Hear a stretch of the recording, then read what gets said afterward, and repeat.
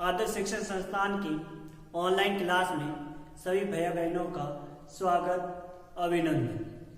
हम कक्षा द्वादशी विषय राजनीति विज्ञान के बारे में चर्चा करेंगे, जिसमें आज प्रमुख रूप से देखा जाएगा कि हम पिछले वीडियो में हमने चर्चा की प्रमुख रूप से भारत से संबंधित थी।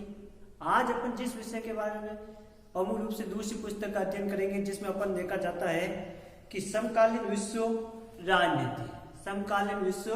राजनीति पुस्तक के बारे में हम चर्चा करने वाले हैं। इस पुस्तक में हमें देखा जाता है कि जिसमें विश्व स्तर के प्रमुख ऐसे घटनाओं के बारे में चर्चा करें, जिसमें हम प्रमुख रूप से शुरुआत करेंगे शीत युद्ध के बारे में। किस प्रकार शीत युद्ध शुरुआत कैसे होती है उसके बारे में हम चर्चा करने वाले हैं, और साथ ही इस पुस्तक के माध्यम से विश्व स्तर के प्रमुख घटनाओं के बारे में चर्चा करेंगे। किस प्रकार एक देश दूसरे देशों के साथ संबंध है, ठीक है, वैश्विक स्थिति के बारे में, भारत की क्या स्थिति है उसके बारे में भी चर्चा करेंगे।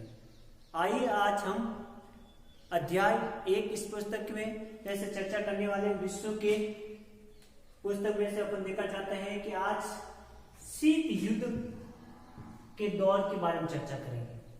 पहले हम इसका थोड़ा बहुत परिचय कर लेते हैं शीत युद्ध के बारे में, फिर बाद में आगे हम इसी के बारे में विस्तार से अध्ययन करने वाले हैं शीत युद्ध के बारे में, जिसका प्रमुख केंद्र क्या था, किस प्रकार था, उसके बारे में चर्चा करने वाले हैं। जिसमें अपन देखते हैं परिचय, ठीक है। तो परिचय के बारे में हम ये चर्चा करते हैं कि शीत युद्ध क्या, शीत युद्ध किसे कहेंगे अपन। तो शीत युद्ध एक ऐसा युद्ध है, न किसी प्रकार से मैदान पर लड़ा गया, न किसी प्रकार को आर्थिक रूप से किसी को नुकसान पहुंचाने का प्रयास किया गया। ये एक विचारधाराओं का युद्ध है, जो किसी टेबल पर या अखबारों के माध्यम से, ठीक है, लड़ा जाने वाला युद्ध है, जिसमें प्रमुख दो महाशक्तियां अपने वर्चस्व स्थापित करने के लिए एक विचारों का संघर्ष इनके बीच में चलता है। वो अत्यधिक मात्रा में दूसरे देशों को अपना समर्थन बनाना चाहता है, अत्यधिक अपने सदस्य बनाना चाहता है संगठन में, ठीक। इस प्रकार का एक विचारों का युद्ध है जो द्वितीय विश्व युद्ध के पश्चात प्रारंभ होता है, जो इस प्रकार 1990 के तक ये बहुत इसका प्रभाव देखने को मिलता है। फिर 1990 के पश्चात इसका शीत युद्ध धीरे धीरे अपन देखा जाता है। जो महाशक्तियां हैं जिसमें हम प्रमुख चर्चा करने वाले हैं, एक अमेरिका के बारे में, दूसरा अपन देखने वाले हैं सोवियत संघ के बारे में, ठीक है। जो अमेरिका और सोवियत संघ दो विचारधारा जो अलग अलग विचारधारा को महत्व देती है, जबकि अमेरिका एक पूंजीवादी विचारधारा को अधिक महत्व देता है, जबकि सोवियत संघ साम्यवादी विचारधारा को बल देता है, जिसके कारण अत्यधिक मात्रा में देश के अनेक सदस्य होते हैं उस विचारधारा को अपनाने वाले, ठीक। उसके बारे में चर्चा करने वाले हैं, जिसमें इन दो महाशक्तियों के मध्य और तीसरा एक नए संगठन के रूप में उभर के सामने आता है, जिसे अपन कहते हैं गुटनिरपेक्ष संगठन। क्या बोलते हैं?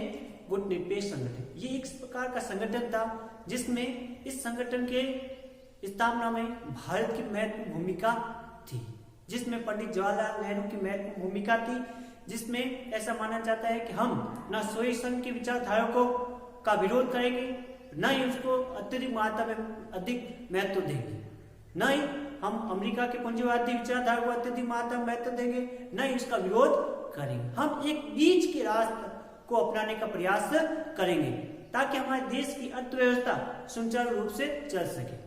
इसी प्रकार विश्व स्तर पर ऐसे जो बड़े संगठन, जिसे अपन कहते हैं सोवियत संघ और दूसरा अमेरिका, जो अत्यधिक मात्रा में अपनी अर्थव्यवस्था को मजबूत करने के लिए दूसरे देशों को अपने अत्यधिक मात्रा में हथियार बेचना चाहते थे, वो अत्यधिक मात्रा जो जो कहना चाहते हैं उसी प्रकार वो उसको अधिक महत्व दे, उसका विकास उस देश के संगठन के माध्यम से चलता रहे। लेकिन जो गुटनिरपेक्ष संगठन के जो सदस्य देश थे, ठीक है, वो अपने ही विचारधारा पर चलते थे, अपने देश को बढ़ावा, विकास की अर्थव्यवस्था को मजबूत करना चाहते थे, क्योंकि ये देश ऐसे थे जो पहले से ही अत्यधिक मात्रा में लंबे वर्षों से किसी के उपनिवेश थे। इस कारण वो किसी के अधीन रहना नहीं चाहते थे, वो स्वतंत्र ही अपना विकास करना चाहते थे, न कि उसके अधीन रहकर कार्य करें। इस प्रकार का अपन देखा जाता है कि गुटनिरपेक्ष और सोवियत संघ और अमेरिका, 3 ऐसे संगठन थे जो विचारधाराओं के ऊपर आधारित थे। ठीक है, उसके बारे में हम चर्चा करने वाले। ये तो था इसके परिचय के बारे में। अब अपन देखते हैं कि इन 1945 के पश्चात 1990 के मध्य जो ऐसा ये विचारों का संघर्ष देखने को मिल रहा है, शीत युद्ध। शीत इन दौरान ऐसी प्रमुख ऐसी घटनाएं घटित होती है, जिसमें एक प्रमुख घटना है जिसका नाम आता है, जिसमें हम प्रमुख घटनाओं के बारे में चर्चा करेंगे, जिसमें क्यूबा का मिसाइल संकट। क्यूबा का मिसाइल संकट, जिसमें अपन देखा जाता है कि अप्रैल 1961 में इस प्रकार की घटना की शुरुआत होती है। ये क्या घटना है, इसके बाद थोड़ा हम चर्चा कर लेते हैं। सामान्य रूप से ये एक ऐसा माना जाता है जो क्यूबा एक छोटा सा द्वीप है, जो अमेरिका का पड़ोसी देश अपन कह सकते हैं, द्वीपीय देश है। जैसे ऐसा माना जाता है, जैसे मान लेते हैं ये हमारा विश्व का मानचित्र है। ठीक है, विश्व के मानचित्र अपन देखते हैं, ये उत्तरी अमेरिका, ये दक्षिणी अफ्रीका। ठीक है, ये अफ्रीका और ये यूरोप महाद्वीप, और इसी के बीच में ये अपन के एशिया और ये अपन के ऑस्ट्रेलिया। यहाँ पर बसा हुआ छोटा सा द्वीप जिसका नाम आता है क्यूबा। कौन सा देश है?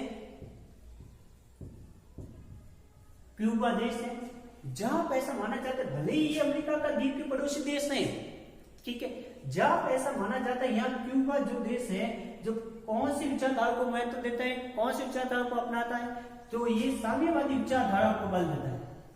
साम्यवादी विचारधाराओं को अधिक महत्व देता है। इसका मतलब वो सोवियत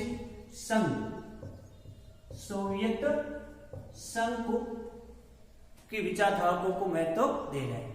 भले ही वो अमेरिका का पड़ोसी देश है, द्वीपीय देश है। ठीक है, अब जो सोवियत संघ का जो नेतृत्व कर रहा था, जिसका देश का नाम आता है कौन? रूस। कौन कर रहा था? रूस। अब रूस को जो उसका अपन कह सकते हैं दुश्मन देश कौन? अमेरिका। अब रूस यहाँ पर है, तो ऐसे अपन देखा जाता है कि अमेरिका पर सीधा नियंत्रण देख रेख कैसे कर सकते हैं, मतलब उस पर नियंत्रण किस प्रकार स्थापित कर सकते हैं, इस देश में क्या घटना हलचल हो रही उस पर ध्यान रखना है, तो कैसे वो कर सकता है? तो उन्होंने क्यूबा को अपना सैनिक अड्डा बनाया। ठीक है, उसे अपने क्यूबा को एक सैनिक अड्डा का निर्माण किया। किसका? सैनिक अड्डे का निर्माण किया। किन्होंने? रूस ने। उन्होंने अपने हथियार अत्यधिक मात्रा में लेकर आए, और इस प्रकार से अपन देखा जाता है इसी रास्तों से होकर, अनेक रास्तों से होकर यहाँ पहुंचा। ठीक है, और सैनिक हथियार स्थापित किया। यहाँ पे ऐसा माना जाता है परमाणु मिसाइल अमेरिका की तरफ से उन्होंने तान दी थी, मतलब अपनी मिसाइल, परमाणु मिसाइल यहाँ तैनात कर दी थी क्यूबा देश को, क्योंकि क्यूबा को आर्थिक रूप से, ठीक है, आर्थिक रूप से कौन सहयोग कर रहा था? रूस। कौन कर रहा था? इस प्रकार रूस इसको सहयोग कर रहा था आर्थिक रूप से। जैसे अपन देखते हैं हमारा भारत का पड़ोसी देश है नेपाल।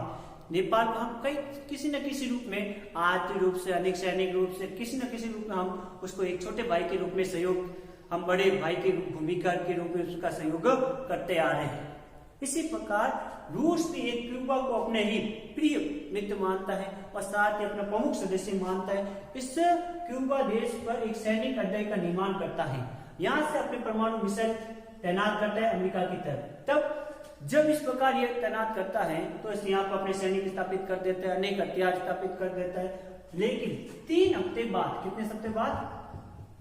3 सप्ताह बाद, ठीक है, 3 सप्ताह के पश्चात यहाँ पर, ठीक है, जो प्रमुख रूप से अमेरिका को यह पता चल जाता है कि रूस इस प्रकार से यहाँ पर परमाणु मिसाइल तैनात कर दी है, वो 3 हफ्ते बाद पता चलता है। तब अमेरिका अपने बड़े बड़े सैनिक जहाजों के माध्यम से यहाँ पर समुद्री रास्तों से होकर यहाँ पर तैनात कर दिए जाते हैं, और साथ ही यहाँ पर आने वाले रूस की जहाजों को रोकने का प्रयास किया जाता है। और इस प्रकार रोकने का प्रयास किया जाता है, जिसके कारण ये अब दुनिया के देशों को ऐसे लगने लगा कि अब क्या होने वाला है? तृतीय विश्व युद्ध होने वाला है। सभी को ऐसा लगने लगा अब तृतीय विश्व युद्ध होने वाला है अमेरिका और रूस के मध्य।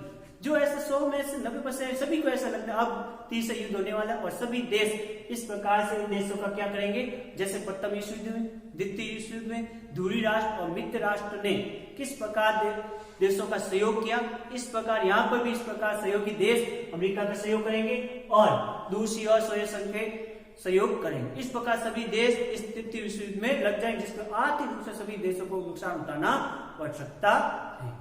तो इस प्रकार उनके तृतीय विश्व युद्ध की ऐसा माना जाता था कि ये युद्ध होने ही वाला। तब फिर बाद में अमेरिका ने इस प्रकार से रूस के जहाजों को यहाँ रोकने का प्रयास किया। तब धीरे धीरे रूस ने अपने सैनिकों को धीरे धीरे यहाँ कम स्थापित किया और इस प्रकार धीरे धीरे उन्होंने कम अपनाने लगे युद्ध के प्रति और इस प्रकार तृतीय विश्व युद्ध ठीक है रुक जाता है, जो होने से पहले ही बच जाता है। इस प्रकार इसकी शुरुआत नहीं होती और इस प्रकार से परमाणु मिसाइल यहाँ से रूस के द्वारा हटा दी जाती है। यदि मिसाइल तैनात की जा गई है यहाँ पर और अमेरिका के सभी शहरों पर आराम से ठीक है आक्रमण किया जा सकता था। इस प्रकार ऐसा माना जाता है कि शीत युद्ध का प्रमुख केंद्र था, वो कौन सा था प्रमुख केंद्र, वो क्यूबा था। शीत युद्ध का प्रमुख केंद्र किसे माना जाता है, क्यूबा को माना जाता है। ठीक है, तो इस प्रकार से इनके मध्य संघर्ष होता है। ऐसा माना जाता है कि क्यूबा के राष्ट्रपति कौन थे, फिदेल कास्ट्रो। कौन थे, फिदेल कास्ट्रो, जो साम्यवादी विचारधारकों को बल देते हैं और रूस के बहुत सहयोगी माने जाते हैं। उस समय सोवियत संघ का अपन कहें नेता था जिसका नाम आता है खुश्चेव। क्या नाम था, खुश्चेव। तो इस प्रकार से परमाणु पनडुब्बी अपन के परमाणु मिसाइल तैनात की जाती क्यूबा देश से, जिससे अमेरिका के विरुद्ध। उसी समय अमेरिका के राष्ट्रपति थे जिसका नाम आता है जॉन ऑफ कैनेडी। ठीक है, जॉन ऑफ कैनेडी अमेरिका के उस समय राष्ट्रपति थे। इस प्रकार के विचारों के बीच में यह संघर्ष देखने को मिला। अब अपन देखते हैं जिसमें अपन जो ये 1961 से शुरुआत हो जाती है, फिर बाद में 1965 में इसका संघर्ष रूप देखने को मिलता है। ठीक है, अब अपन देखते हैं कि ये पश्चिमी गुट जो अमेरिका था, पश्चिमी गुट ये देश, ये दिशा कौन सी है, ये पश्चिम और ये पूर्व। ठीक है, पश्चिमी गुटों का नेतृत्व कर रहा था कौन, जिसे अपन कहते हैं अमेरिका, जो अधिकांश देश पूंजीवादी विचारधारा को महत्व देते। यूरोप के अधिकांश देश ठीक है पूंजीवादी विचारधारा को महत्व देते और इस प्रकार से देखने को मिलता। फिर बाद में दूसरी और पूरी गुट के जिसमें अपन माना जाता है सोवियत संघ, जो सोवियत संघ विचारधारा किसको बल देते हैं, साम्यवादी विचारधारा। इस प्रकार ऐसा माना जाता है वो अत्यधिक मात्रा में ठीक अपनी अर्थव्यवस्था को मजबूत करने के लिए अपने हथियार दूसरे देशों को बेचते थे और इस प्रकार अपने अर्थव्यवस्था को मजबूत करने का कार्य करते हैं, जो प्रमुख रूप से अमेरिका और रूस। और धीरे धीरे इस प्रकार से हम आगे के बारे में हम जानेंगे कि ये शीत युद्ध क्यों छिड़ा, किस प्रकार है, उसके बारे में चर्चा करने वाले हैं आगे की वीडियो में। धन्यवाद।